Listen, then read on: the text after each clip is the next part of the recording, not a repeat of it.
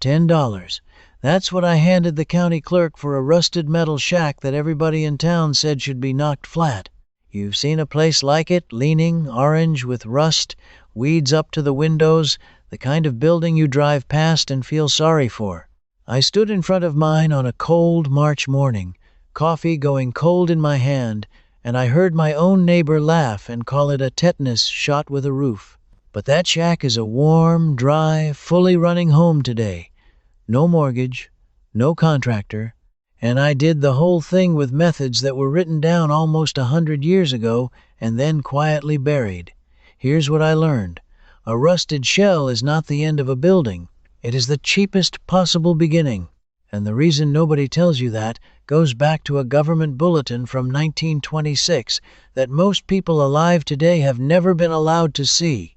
Stay with me, because near the end I'm going to hand you the exact trick I used to stop the rust dead for the price of a box of tea bags, the same method conservators use on 100-year-old iron in museums.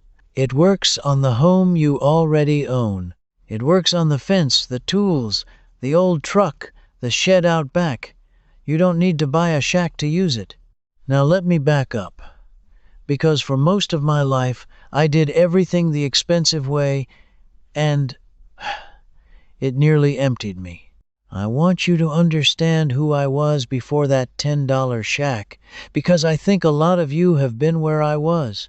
I spent 30-some years believing that a home was something you bought finished or paid a professional to finish for you. I carried a mortgage that felt like a second spine, always there, always aching. When something broke, I called a man. When something looked old, I replaced it. When the metal roof on my first house started to rust at the seams, a contractor stood in my driveway, sucked his teeth, and told me the whole roof had to come off. $4,000. I paid it. I actually thanked him. That was the mindset. Rust means ruined. Old means worthless. If you can't buy new, you're out of luck. And that mindset cost me. I ran the numbers once, sitting at my kitchen table with a shoebox of old receipts, and I nearly got sick. Between replacing things that could have been saved and paying for labor I could have done myself, I had spent more money undoing rust and age than most people spend on a car. Not because the fixes were hard, because I never knew they existed. So how did I end up owning a rusted shack for the price of a sandwich? It started with a county surplus auction. Local governments sell off seized and abandoned property all the time, and most folks never look.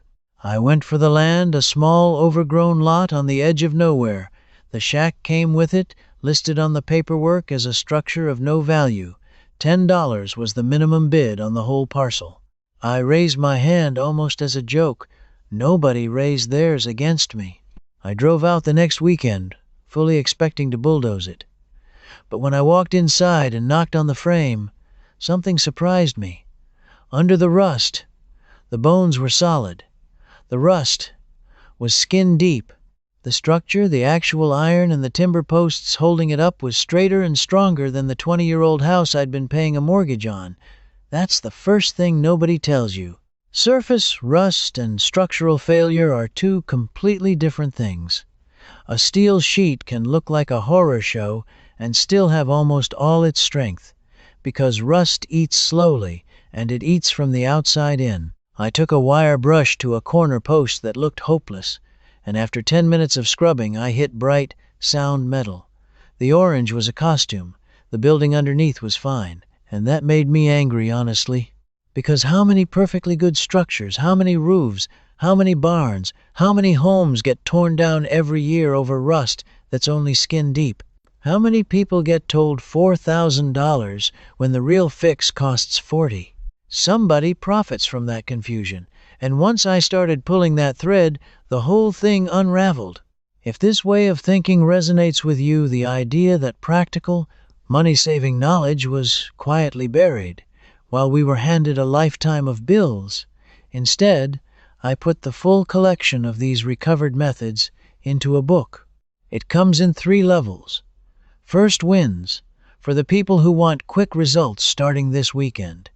Deeper cuts, for those ready to go further, and the full stack for anyone who wants the whole system end to end. Everything in the book is the same kind of forgotten, proven knowledge you're hearing right now, the stuff that got let go of on purpose. You'll find the details in the description below. But knowing walls could be nearly free didn't solve my biggest problem, because a shack with solid walls is still just a box. To turn it into a home you can actually live in, I needed the two things that make a building a home: water and warmth. And that's where I almost gave up. Let me tell you what I found, because this is where it stops being a story about one cheap shack and starts being a story about something that was taken from all of us. I wanted to know if you could really build or rebuild a solid home for almost nothing using dirt-cheap materials. So I did what I always do now. I went digging in old government records, the stuff from before everything became a product you have to keep buying. And I found it. A United States Department of Agriculture publication called Farmer's Bulletin Number 1500. The title, plain as day: Rammed Earth Walls for Buildings. Published in 1926. This document, printed and mailed out by our own government, taught ordinary families how to build permanent, fireproof, stormproof walls out of nothing but the soil under their feet. Packed dirt, tamped into wooden forms, layer by layer, until it set up hard as soft stone. No lumber bill, no brick bill, no concrete truck. The main ingredient was the ground you were already standing on, and it was free, and this wasn't some fringe idea.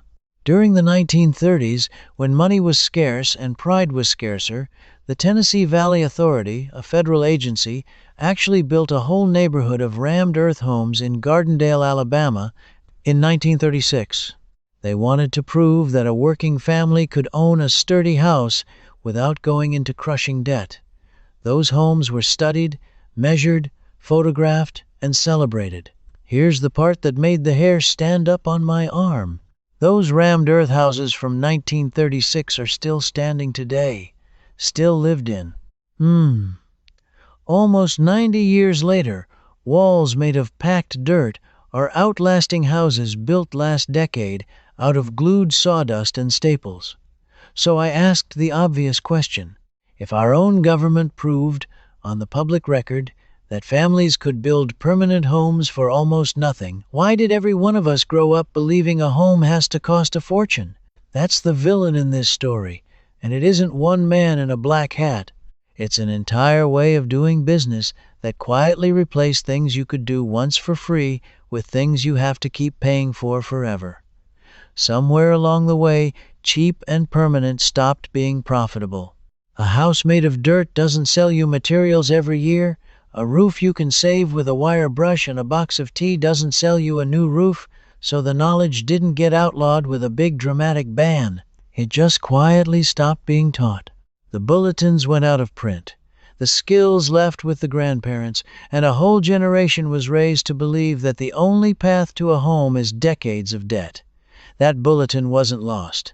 It was let go of on purpose, because it made people too independent to be good customers. But knowing walls could be nearly free didn't solve my biggest problem, because a shack with solid walls is still just a box. To turn it into a home you can actually live in, I needed the two things that make a building a home: water and warmth. And that's where I almost gave up. Let me tell you about the water, because this is the part where I felt most foolish and then most free. There was no water line to my lot. The nearest hookup was hundreds of feet away, and the quote to run a proper municipal connection out to my little shack was more than $8,000. $8,000 for a $10 building. I laughed out loud, standing in the weeds. It felt like the universe telling me to quit. I nearly did. I remember sitting on the tailgate of my truck at dusk, watching the rust-colored light come through the shack's one window, thinking maybe my neighbor was right after all. Maybe some things really are only fit for the bulldozer. But that night it rained. Hard. And I watched a small river of clean water pour off that rusty metal roof and disappear into the ground, wasted. Thousands of gallons gone into the mud. and it hit me like a slap. People lived on this land for generations before there was a water company to call. Where did they think the water came from? The sky. It always came from the sky. So I went back into the old records, and I found that rainwater collection wasn't some survival stunt. It was normal life for most of human history, and the numbers are staggering once you actually run them. Here's the figure that changed everything for me. For every inch of rain that falls on a roof, you can collect around 0.6 of a gallon for every square foot of that roof. Let me put that in plain terms.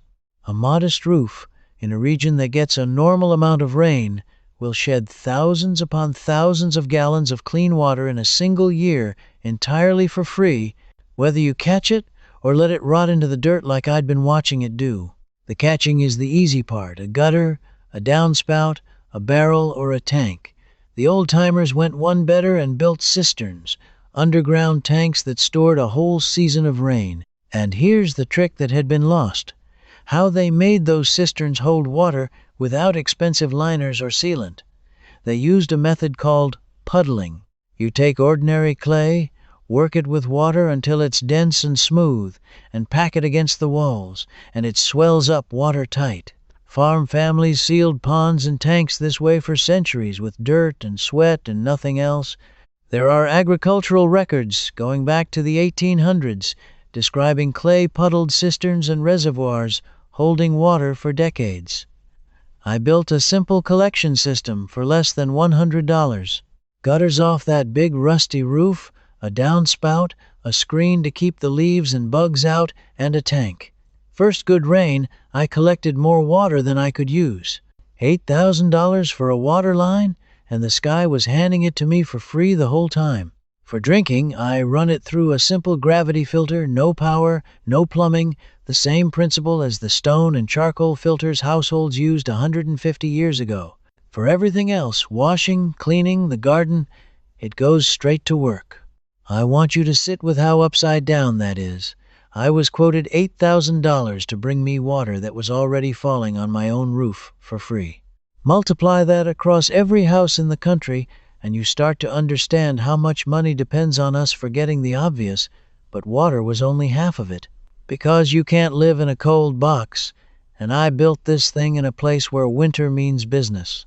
And solving the heat is where I found the method that I think is the single most valuable thing I can hand you. But before I get to that, I need to talk to the ones of you who are shaking your heads right now, because I know exactly what some of you are thinking.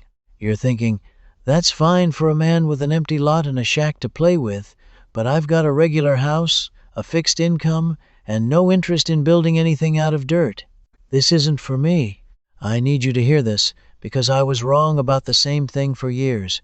Everything I learned rebuilding that shack, I have used on the ordinary home I live in now. You do not need a project. You do not need land. You do not need a single tool you don't already have in a kitchen drawer. Let me prove it to you right now, with your house, your budget, today. Start with that rainwater. You don't need a cistern or a tank farm. One barrel under one downspout will give you free water for every plant, every wash bucket, every outdoor job you do all summer, and it'll drop your water bill the very first month. People in the 1930s kept a rain barrel at the corner of the house as a matter of course. It cost them nothing, and it saved them all season. You can set one up this weekend for less than the price of one dinner out. Now the warmth, because this is where the everyday savings get real. Most of us heat the whole house, every empty room, every hallway, the ceiling, the attic, to keep one or two rooms comfortable. Our grandparents thought that was madness, because to them it was. They didn't heat houses, they heated people, and they heated the room in use. The old method was thermal mass, something dense that soaks up heat slowly and gives it back for hours. A soapstone slab, a cast iron pan, a couple of bricks, even a big pot of water set near your heat source will hold warmth long after the burner is off and keep radiating it into the room while you sit there. Here's a trick straight out of the old household manuals that I use every single winter night. Heat a brick or a stone in the oven, on the stove, by the fire, However you heat, wrap it in a towel and put it at the foot of the bed 20 minutes before you turn in. That warm mass will hold heat for hours and let you turn the thermostat down at night without ever feeling it. Families did this for hundreds of years. It's the reason old homes had a warming stone in every bedroom. Turning your heat down a few degrees overnight is one of the biggest savings on a heating bill there is, and a 2-cent brick makes it comfortable instead of miserable. And do this too. Go around your house on a windy day with a lit candle or just a wet hand and hold it near the edges of your doors and windows. Where the flame dances or your skin goes cold, air is leaking and that draft is your heated money blowing straight outside. Sealing those gaps with a rolled towel, a bit of weather stripping, or the old cloth draft snake our grandmothers laid along the door bottom can cut a serious chunk off your heating bill, and it costs almost nothing. None of this needs a contractor. None of it needs a loan. It needs the knowledge, and the knowledge is exactly what got taken from us. That's the whole point I'm building to. The methods that made that $10 shack livable are the same methods that will save you money in the house you're sitting in right now. Same water, same warmth, same forgotten know-how. The only thing standing between you and those savings is that nobody taught you, and that was no accident. Now let me give you the one you came for. The rust. This is the method I promised you at the start, and it's the one that turned my whole $10 gamble from a fool's errand into a real home. Because here's the thing about that shack, the rust was everywhere. The roof, the siding, the door frame, the old fittings, and every instinct we've been trained with says rust is a death sentence. Once it starts, you tear it out and buy new. That belief cost me $4,000 on a roof once, remember? I was not about to let it cost me again. So I went looking for how people dealt with rust before there was a store aisle full of expensive sprays and a contractor waiting to sell you a whole new roof. And what I found came out of the world of museum conservation, the people whose entire job is saving priceless iron artifacts, ancient tools, old ship's fittings, things that cannot be replaced at any price. They don't throw rusted iron away. They can't. So they had to master the one thing the rest of us were taught to forget: how to stop rust in its tracks and turn it into a shield. The secret is a thing called tannic acid, and you already have it in your kitchen. Tannic acid is the natural compound in ordinary tea and in oak bark and in a lot of common plants. It's what makes strong tea taste bitter and dry in your mouth. And here is the quiet miracle that conservators have relied on for generations. When tannic acid touches rust, which is iron oxide, the red flaky stuff, it reacts with it and converts it. It chemically transforms that soft, crumbling orange rust into a hard, stable, blue-black layer called iron tannate. And that black layer doesn't flake and it doesn't spread. It actually seals the metal underneath and protects it from rusting further. It doesn't just cover the rust. It changes what the rust is. Let that land for a second. The thing we were all taught to fear and rip out and replace can be converted, with a kitchen ingredient, into the very thing that protects the metal. The history here is real, and it's old. Tannin has been used to treat iron for centuries. The same tannic acid from oak galls was the base of the iron gall ink that scribes wrote with for over 1,000 years, ink made by deliberately combining tannin with iron. People understood this reaction between tannin and iron long before there was a chemistry class to explain it. Modern conservation labs simply put numbers and a name to what old craftsmen already knew in their hands. So here's exactly what I did, and exactly what you can do this weekend on anything you own that's turning orange. First, I knocked off the loose, flaking rust with a wire brush. You don't need bare metal, you just want the crumbly stuff gone and the surface dry. Then I made my rust converter. I brewed tea. Strong tea, I'm talking a small handful of the cheapest black tea bags, steeped in hot water until it's dark as coffee, because black tea is loaded with tannic acid. Some people boil crushed oak bark or oak galls the same way, and it works even stronger. Let it cool. Then I brushed that strong tea right onto the rusted metal, and I waited. Within an hour, Right in front of my eyes, the orange started turning dark. By the next day, the fittings and the rusted patches had gone from crumbling red to a solid, even blue-black, hard, stable, and sealed. Where I wanted extra protection, I gave it a second coat, and then, once it was fully dry and converted, I sealed the whole thing with a cheap coat of oil or paint to lock it in for good. The rust that everyone told me meant the building was finished. I turned it into the building's armor. For the price of a box of tea bags. That rusty roof that would have cost me thousands to replace? Stopped, converted, sealed. Years later, it's still sound, still dry, still over my head. The whole reason a $10 shack could become a permanent home comes down to this one forgotten reaction that the museum world kept alive while the rest of us were being sold new roofs. And I want you to notice the shape of this whole thing, because it's the same shape every time. The knowledge existed, it was written in government bulletins and practiced in every farmhouse and workshop in the country. Then it got quietly pushed aside, because a family that can convert its own rust and catch its own water and heat its own room with a brick is a family that doesn't need to keep buying. A handful of people kept it alive, the conservators, the old-timers, the ones who wrote it down in 1926. And now it's in your hands, where it always should have been. You don't need a rusted shack to use any of this. Look at what you already own. The garden tools going orange in the shed, the iron railing out front, the gate hinges, the old wheelbarrow, the truck, the wrought iron furniture, the mailbox post.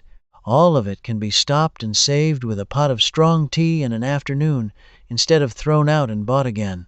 That is money that stays in your pocket every single year for the rest of your life. I paid $10 for a building the whole town wanted to bulldoze, and I turned it into a warm, dry, paid-for home with water from the sky, walls from the ground, warmth from a brick, an armor made of tea, and every one of those methods was written down and proven decades ago by people who wanted families to be free. If you've made it this far, I already know something about you. You're the kind of person who's felt it in your gut for years, that quiet suspicion that a whole lot of useful, honest, money-saving knowledge got buried on purpose, not because it stopped working, but because it stopped being profitable for someone else. You were right. You were right the whole time. It was never that you couldn't do these things. It's that somebody made sure you never learned you could. Now I want to hear from you, and I mean this, I read these. Tell me one thing you own right now that's rusting, that you were about to throw out or replace. The tools, the railing, the old car, whatever it is. Name it in the comments below, and let's see how many of us have been about to spend good money replacing something a box of tea bags could save. Leave a comment right now while it's in your mind. That little bit of typing is how these forgotten methods find the next person who needs them. And if part of you is tired of being sold new when old still works, come stand with the rest of us who are digging these methods back up one by one. Subscribe, because you're not supporting a channel, you're joining a group of people quietly taking back knowledge that was never supposed to leave our hands. Next time I'm going to show you the forgotten way our grandparents kept food from spoiling for a whole winter with no electricity and no freezer. A method from an old farm bulletin that works in any kitchen you've got right. Now, you do not want to miss what they buried there. I'll see you in that one. And that shack is a real home now. But I stopped this video part way. Inside the Old Ways Society, I pick up right where we left off, walking you through the full restoration. There, you can ask me your own question, and a real person, me, answers you myself. You belong here with us Old Ways folks. Just point your phone's camera at the code on screen. Cancel any time with one click. Come on in.